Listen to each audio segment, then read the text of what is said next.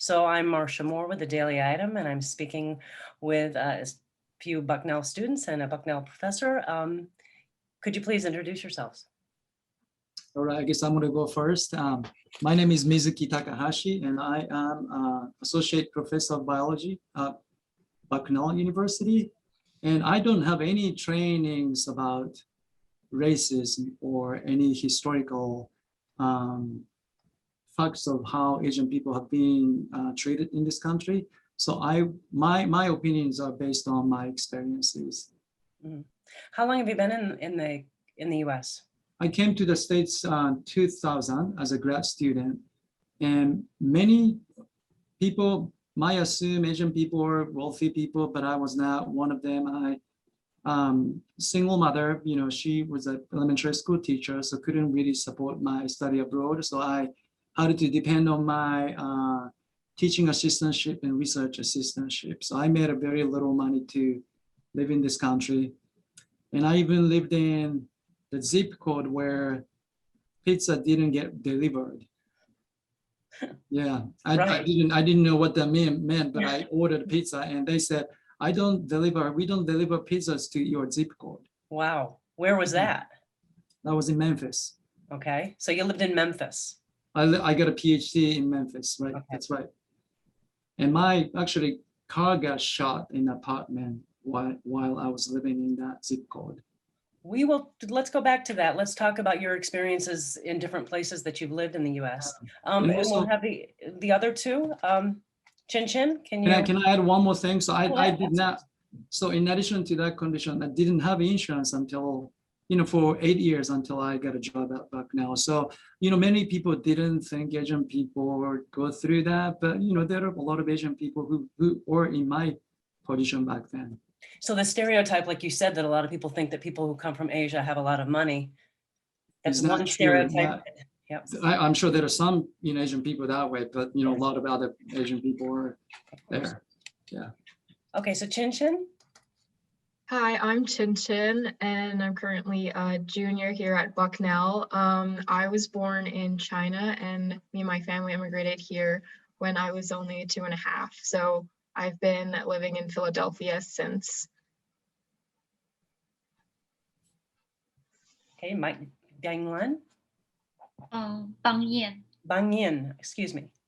Yeah, if you know Bangyan tree, maybe can help you pronounce. Okay, thank you. Yes. Okay, my name is Bangyan Li. I'm from China. Came to US, I think it's 2018. I'm a junior at Bucknell University, majoring early childhood elementary education. And what year are you in college? I'm sorry, what year at Bucknell? Junior. Junior, okay. Well, let's talk about, what's happening. For a lot of Americans, they're thinking, they're seeing the news reports of, Asian, elderly, all ages, being harassed, beaten in public. And a lot of people think that this is something new. What would you say to that? I mean, this is not something new, is it? No. Bangyan, would you like to speak up? For you, yeah, because you've only been here for a few years. Can you talk about what your expectation was before you moved to the US and what the reality is? I don't have too many imagination about come to US, and it's just very unique opportunity introduced by my friend come to US. So I didn't think too much about it, but I didn't realize there are so many discrimination or stereotype exist until I live here. Mm-hmm. Especially since last year, 2020, the pandemic starts, and all my classmates, friends know I'm Chinese, so it's kind of tough for me.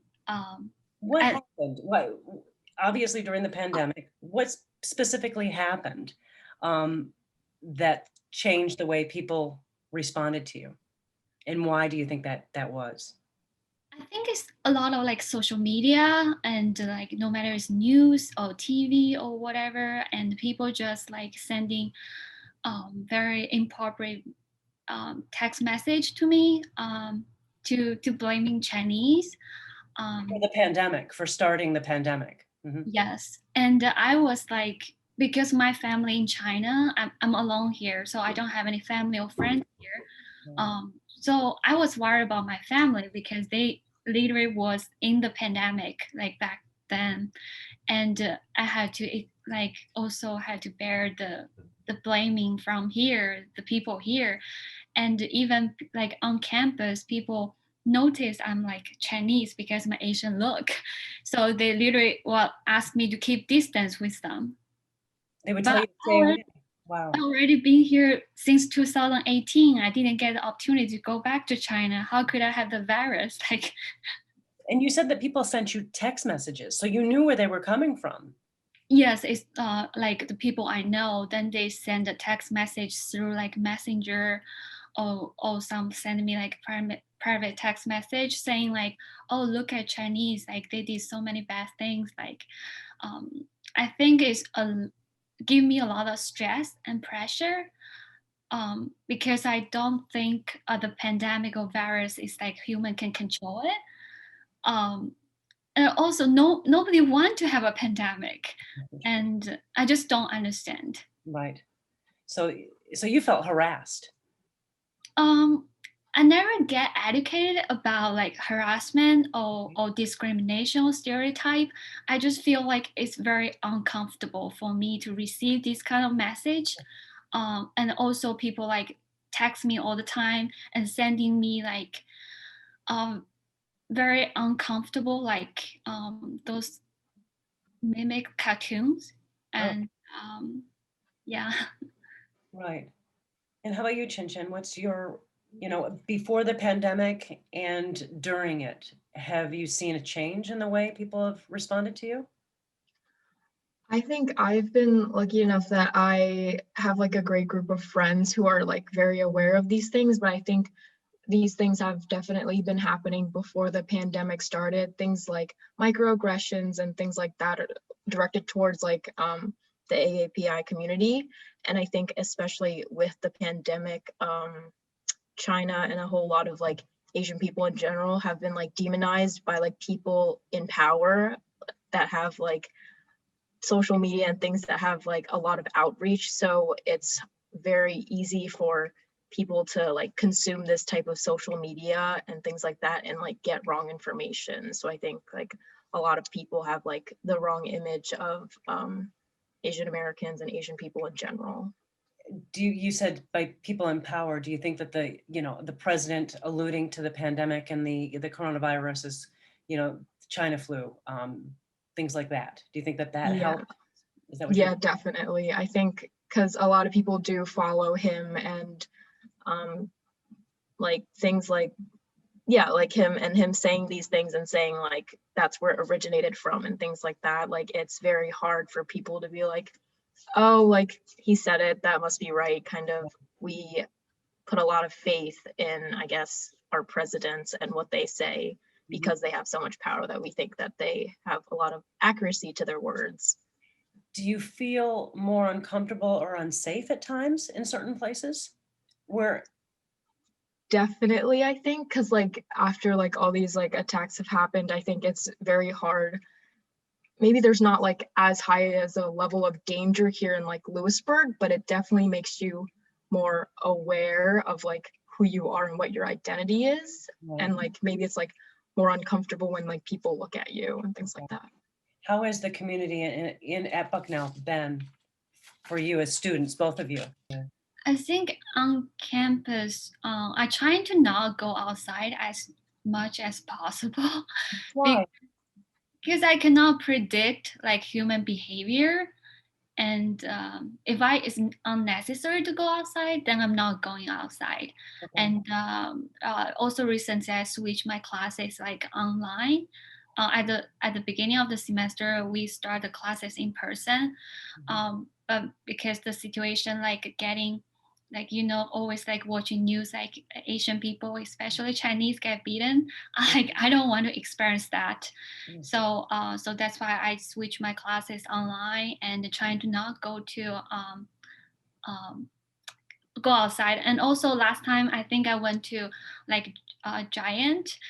People just staring at me. I get nervous. Like even they didn't do anything, I just think it's very abnormal because why you look at me? I'm not like that different, and I just make me uncomfortable. So I like, okay, maybe I should not go grocery shopping. Wow. So that really, your feet, you must feel very isolated, um, alone. kind of. Mizuki, how does that make you when you hear that from students that this is supposed to be, this is the best time of their lives, really, in college? Yeah. You hear So, mhm. this. I mean, in fact, the reason why I got to know Bangyan is because she was afraid of leaving her apartment, Ugh. and she talked to Bangyan. My advisor. You talked to your advisor, right? Yeah. And then she talked to one of my colleagues in biology, and then told me about Bangyan. And she was wondering if I can help Bangyan. So I set up the Zoom meeting and talked to you for maybe 2 hours for the first time. Really? And since then, we've been meeting. Last semester, I think we met like bi-weekly, maybe. We had a lunch together outside and we talked about racial issues and, campus climate and stuff like that. And we are still keeping in touch. And that tells me at that moment, she didn't have enough support, right? I mean, it came to me. I mean, totally different community. I mean, I'm in biology. Bangyan is in education department. Right. So you would like to see more support. I know that the president, Bravman, put out a statement condemning. Do you think more needs to happen? And our president, the US president, has also taken action in the last few days. What needs to be done? I really appreciated our president sent our email to the campus, and that was a big thing. Yeah. And of course, what we need to do as a campus community is to develop empathy for people who are different from you, and people who are vulnerable, and people who are small in numbers. But it's going to take some time, because I know I talk to many of white students and they feel uncomfortable about talking about those issues. Okay. And some of them don't want to offend people of color, therefore they are hesitant of approaching us. Yeah. And which sort of shuts down the communication between people of color and white people, which is not a good thing, because without communication, how can we support each other? Everybody needs to be involved, right? I mean, Exactly. It can't just be, it's got to be a conversation with everybody. Well, let's go back to some of the experiences that you've had. You've been in the country since 2000. 2000. So Yep. you've got a good, you still have family in Japan. That's right. You to Japan quite often, I understand. Yeah, every year I go back to Japan. And you're raising a family here? My family is back in Japan. Okay, that's right. Your wife and yeah. And was that important to you? Was that important to your family to raise your children in the Japanese culture? It is very important, and because I planning to retire in Japan, it's important for my kids to be educated under Japanese education system. What has been your experience in the 20 years? You said you lived in Memphis. What parts of the country have you lived in, and how have they been different? Have your experiences in each of those places been different? Yeah, because I've been studying amphibians, I tend to stay in the rural area. So I stayed in West Virginia and Memphis, and now Central PA. Okay. Very white, sort of dominant community, and my area of ecology conservation, environmental studies, a very white male dominant field. So often I'm the only non-white person, and I've been called by names such as Asian invasion or China boy. I'm not Chinese, but somehow people thought I was Chinese, and China boy was like my sort of nickname. when I played basketball down in Memphis. And did they say it meanly? Were they, are they being, they thought Like they were making funny? making fun of me, clearly. Okay. Yeah. And Jap, sometimes I got cold. So, and not only by white people, but also by any other people, right? So it's not only some limited people's issue, but I think it's a community issue. It's a national issue. Have you ever felt unsafe because of your, being Asian? It's hard to tell because I am Asian male, but also I speak English as a second language. So you get the two layers, right? Yeah. Unfortunately, I did not have as bad experiences as Asian women who speak English as a second language. I think they are the most vulnerable population. Why is that? According to the stats, 70% of Asian hate crimes are targeted on Asian women, not men, right? I want to ask why, but Yeah. that's a reality. Does it surprise you that, a recent study said that, anti-Asian hate crime went up 150% from 2019 to 2020? Does that surprise you at all? 150. Unfortunately, no.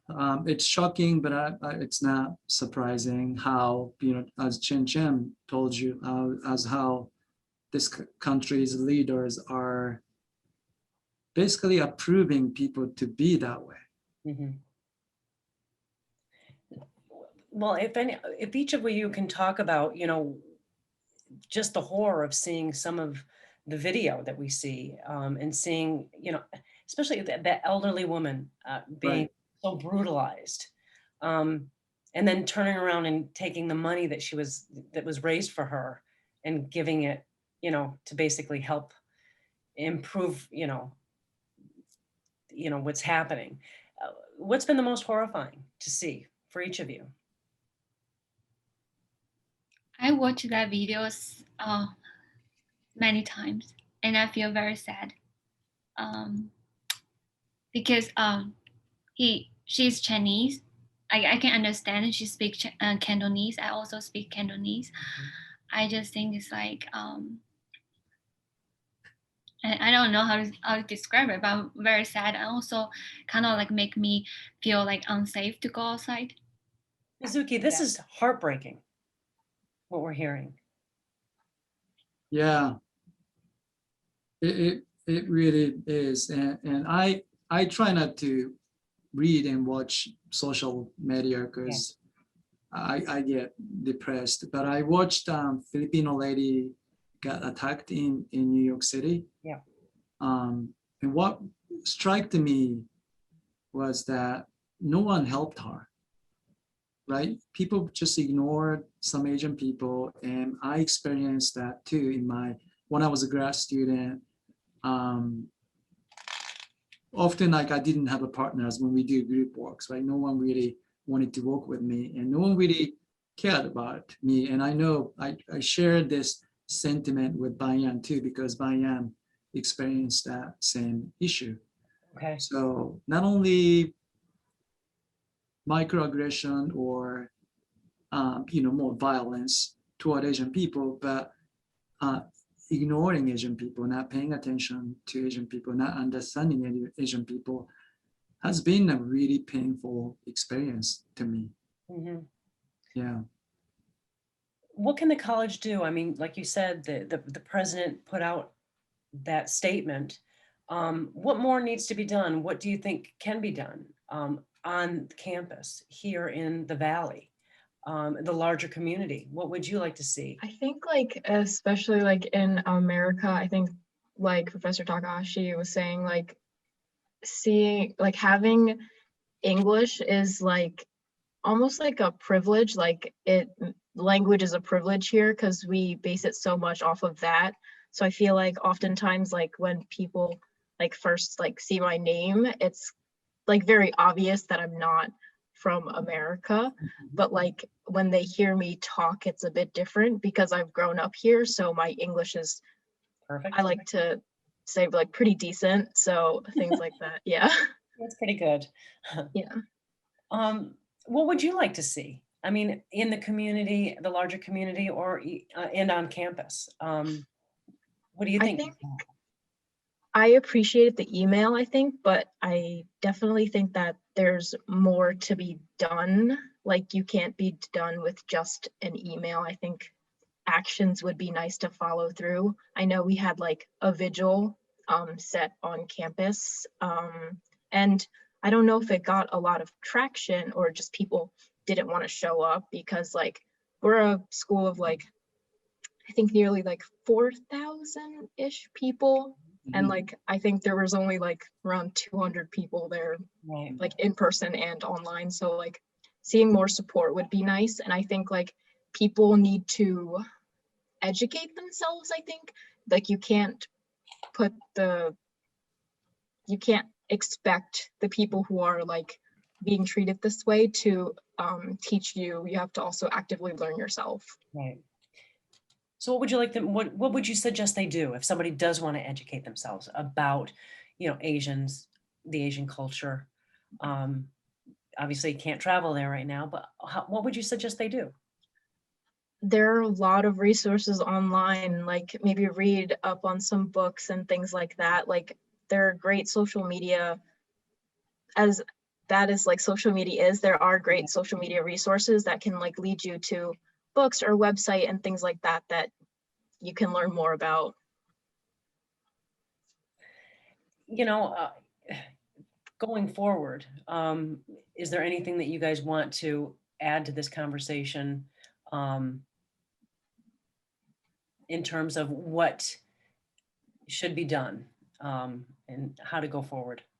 I think so. As Chen Chen mentioned, there are a lot of resources available to people who want to know more about Asian people and people of color in general. And I think it's important step toward developing empathy for those people. But at the same time, I try to be mindful of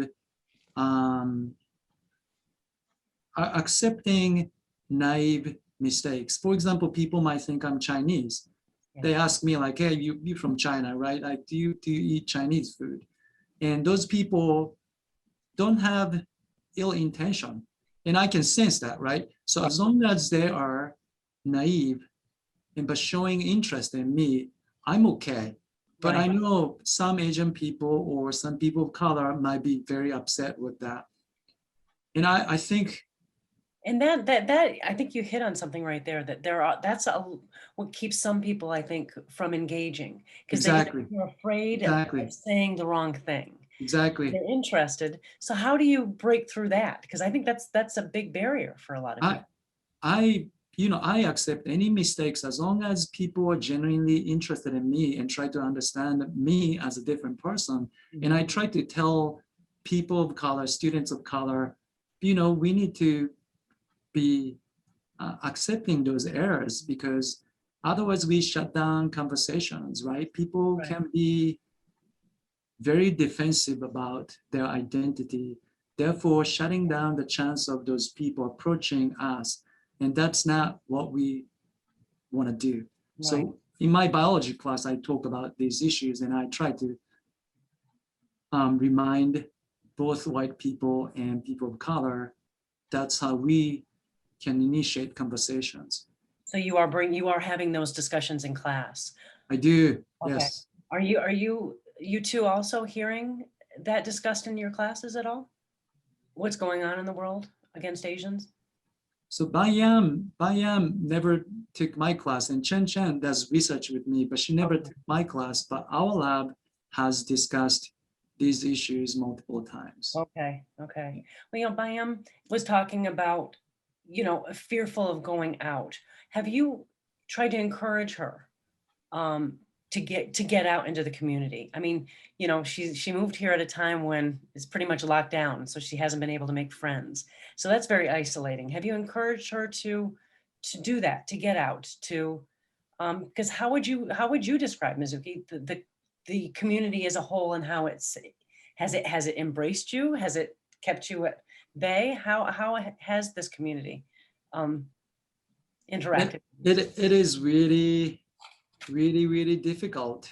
I can't easily encourage Bangyan to go out because there is, there is a risk, and she is Asian women speaking English as a second language. So I talked to Bangyan, and we are thinking about going for hiking together.